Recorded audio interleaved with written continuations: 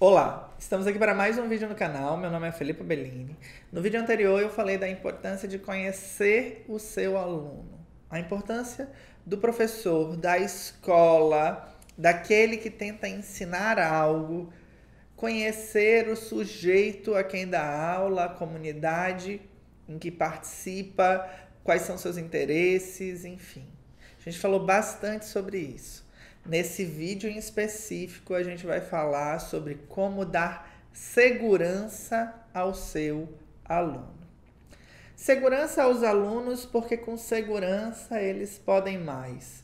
Com segurança eles vencem os desafios. Cientes de si, capazes, eles podem voar. Muitas vezes a gente se engana sobre o conceito de segurança. Segurança não é trancafiar alguém, não é dizer como alguém deve se comportar. Segurança não é impedir de arriscar, mas mediar os riscos, orientar para que os saltos sejam desafiadores o suficiente para que eles se esforcem, mas não desafiadores demais para que eles caiam no precipício. Esse esquema vem sendo retratado desde a escola medieval, quando os professores começaram a sistematizar dentro do ensino religioso a maneira como o conteúdo e os ensinamentos eram entregues aos pupilos. Ensinar nas universidades era para aqueles que já tinham conhecimento, mas mesmo lá, desde sempre, aprende-se a filosofia para se aprender o cálculo, para se aprender a aplicação. Nessa proposta de desenvolvimento, a gente se agarra a um conceito de segurança que segue a lei do 1 mais 1, que segue a lei do trio confiança, estímulo e desafio. Se você quer manter seu aluno seguro, conheça a sua clientela. Se você quer manter o seu aluno seguro, desafie ele sempre um pouco mais. Se você quer manter o seu aluno seguro, faça com que ele queira sempre melhorar. Se você quer manter o seu aluno seguro, mantenha-o engajado, participando das atividades, interessado, afim de um pouco mais. Sei que parece repetitivo e vocabulário fácil, e por isso agora a gente vai parar e vai explicar um a um o que são esses conceitos. A regra do 1 mais 1 é uma regra antiga que a gente vê dentro da filosofia de diferentes autores, mas que pressupõe que eu só consigo ensinar o avançado se eu trouxer antes o básico. Eu preciso praticar o básico, alicerçar o conteúdo do meu estudante, para daí oferecer algo que ele não sabe.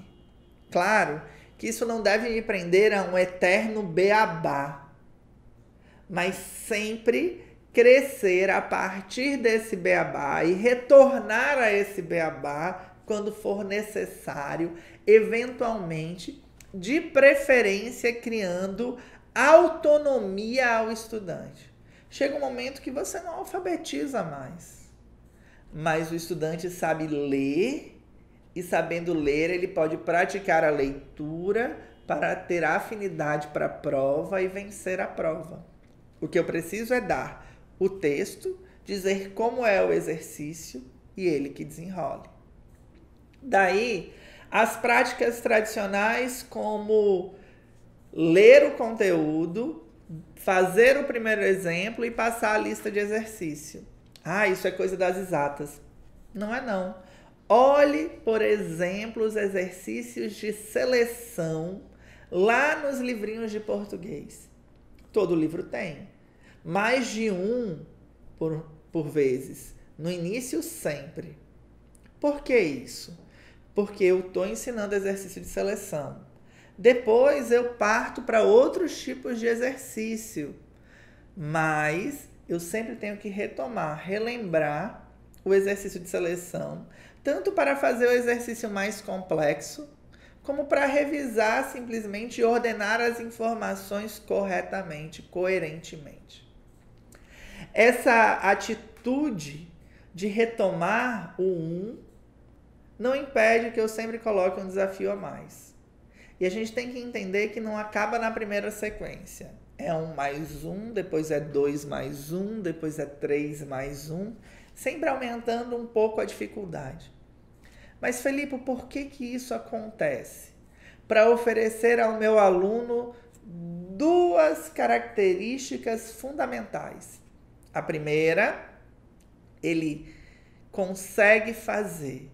Mesmo sendo difícil, ele consegue fazer. Ele conseguiu o anterior, esse é só um pouco mais difícil, ele vai desenrolar. E a segunda, não é fácil o suficiente para eu ter preguiça. Não é fácil o suficiente para que eu despreze. Mas também não é difícil o suficiente para que eu desista, para que eu não consiga, para que eu me sinta um fracassado. Esse é o grande ponto. E daí, desse ato de segurança, a gente tem a condição do estímulo. O tempo inteiro eu estou estimulando, porque na medida que o desafio muda e que eu aumento o desafio, esse meu aluno se inquieta, ele tenta cada vez mais. Mas, Felipe, e aqueles alunos que têm dificuldade? E aqueles alunos que são primordialmente diferentes um a um? Como é que eu faço? Aqueles alunos passam pelo mesmo processo, só que o desafio deles é diferente. E eu devo fazer desafios diferentes para cada aluno diferente. Cada outlier. Quer dizer que se eu tenho um aluno especial na turma, eu coloco eles na mesma ação. Mas o nível que eu quero que ele avance é percentualmente diferente, desde que ele tenha as mesmas condições, só que um pouco limitadas, as mesmas ferramentas, só que em condições limitadas. Senão, eu inverto para ele, eu crio outras estratégias, eu coloco na linguagem dele.